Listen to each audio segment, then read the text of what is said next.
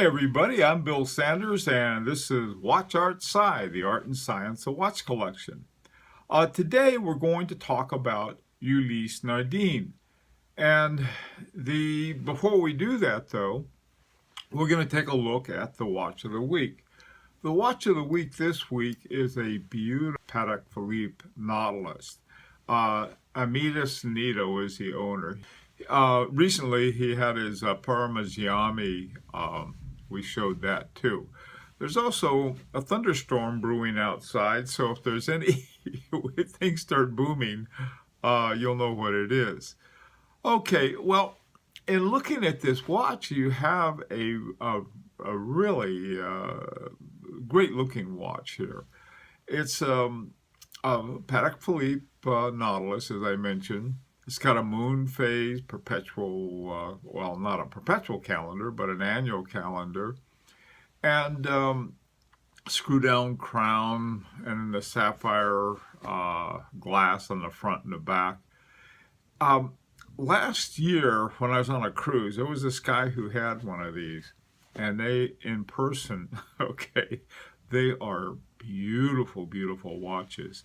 And of course, everybody knows, I'm sure, that they were designed by Jaeger-LeCoultre, who was also famously designed the Royal Oak by Audemars Piguet. Anyhow, it's a beautiful watch, and thanks again, Ulysse, and hope you get some more watches that we can have the watch of the week. Okie doke.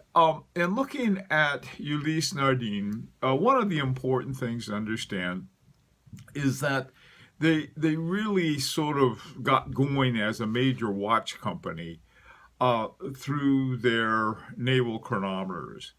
At one point, there were 50 different navies in the world, 50 different countries that used the Ulysse Nardin chronometer. So today, you'll see a lot of that nautical aspect in the line of watches that they have. Okay, so this was from I guess 1846 when it began, up until sort of probably until right after World War II, and then came the crisis with the quartz, and all kinds of other things happened. Now, one of the things about Ulysse Nardin, it's one of the most continuous watch companies. A lot of watch companies came, they disappeared, and then they came back again. Not Ulysse Nardin.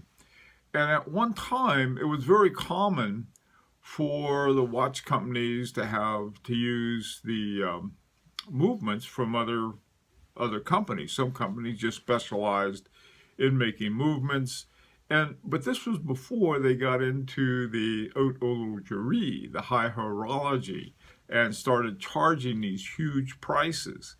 And so we'll see some complications with that sort of are hangover from a time when that was the thing to do. You'd simply make the watch and get the movement from somebody else. Okay, so let's sort of we'll go from the 50s up into the 21st century. In 2001, they introduced a watch that's called the Freak, and the Freak is, they could have called it the Wonderful Watch. It's really an amazing watch. One of the most notable things is it doesn't have a crown. You turn the bezel to wind it. Now, it wasn't until 2006 that they had what was called the UN for Ulysse Nardin 160. Now, this was their first in-house automatic that they had. And then in 2012, they introduced a marine chronometer, which was known as the UN 118. And then in 2013, they had let's see, 1, 2, 3, 4, 5 different movements, in-house movements that they had introduced. And so they really were a company on a roll that was coming into being a modern high horology watch company. Then in 2014, they joined the Curing Group, which means the Curing Group bought them. And then in 2015, they won the uh, grand prize in the tourbillon category at the Grand Prix de Horologie de Genève. Okay, so this sort of brings this somewhat up to date, starting with the nautical history, going through all of the, I mean, a continuous company too, that went through all of the changes that occurred, and then a few years ago, back in 2014, they became, like a lot of other watch companies, they went from being an independent to belonging to a group.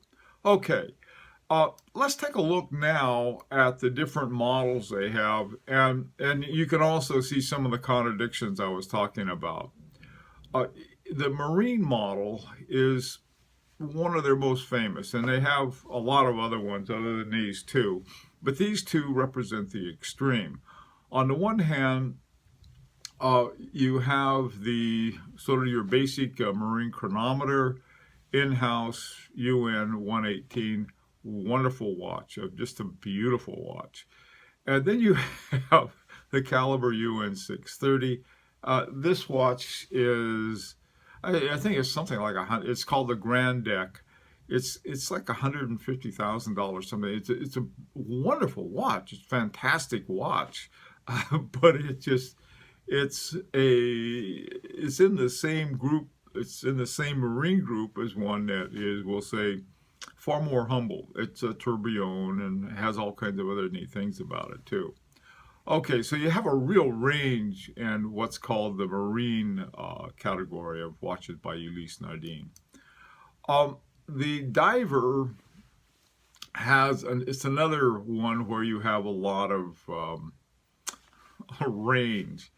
Now, on the one hand, you have the chronograph, but again, like I said, naval chronographs were Ulysse Nardin's bread and butter for most of their existence. And here you have an in-house movement called the UN 150 in the chronograph. Now, then you have another series called the Black Sea, and the Black Sea is an honest to goodness diver. And it has a movement called the UN 26, which is an ETA 2892. Okay, so you have that, and this is one of the things that always throws me. Breitling, Cartier, or Omega. You go in and you get a watch, and does it have an in-house or basically a cheap movement compared to the price of the watch? The prices with Ulysse Nardin are generally pretty good. In fact, it's one of to me, it's an up-and-coming high horology company, and I think yet the prices don't yet reflect how up there it is. The next group is called the Classic. Here again, you have a really big range. Starting, you have that beautiful blue and gold dual time with the in-house UN 324 movement. Then you have one of the prettiest watches. It's called the Classic Luna. I love that watch, but it's got an ETA 2892, which is the Ulysse Nardin 829. Now another one, this is a new one, I think, in fact, it may be 2017, the Perpetual, the caliber UN 33 in-house. That is a fine watch. And this is the thing that you have a great deal of variability.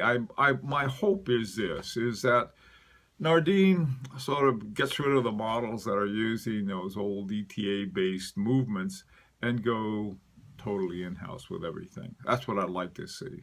I don't know if they're going to listen to me or not.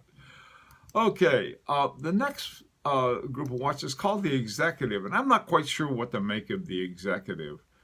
On the one hand, I mean, you got the range in terms of the movements that are used. The one on the left is a dual time with the over to the left side is the current time in 24 hours. And then you have the date with a little date window up there.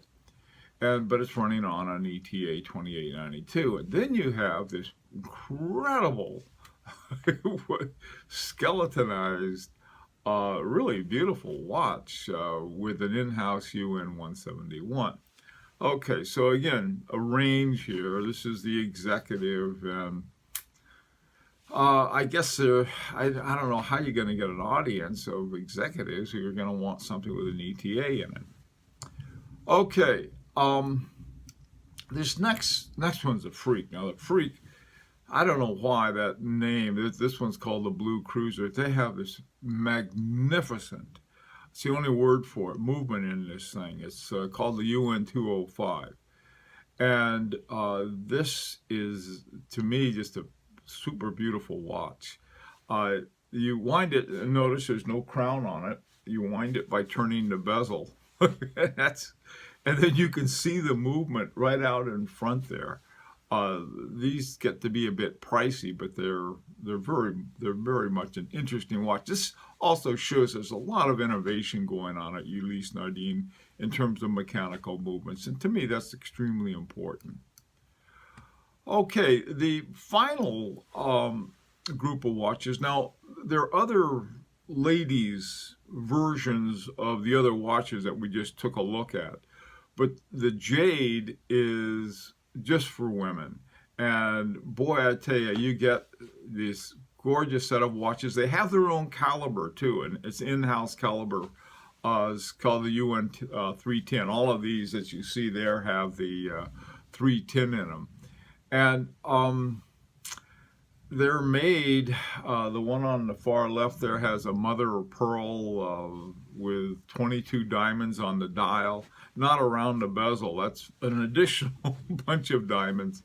The one in the middle is that's a jellyfish, and the jellyfish is made from, it's called a Naval Chronometers. I may have not said that correctly, and again, this is also set with 22 diamonds. I don't know what the thing is about 22 diamonds, but both of them have it.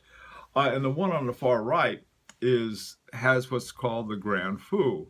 This is an enamel process, and the close-in on the dial. Beautiful. All three of them are beautiful, unique, very feminine watches. I'm sure you or your spouse would really like one very much.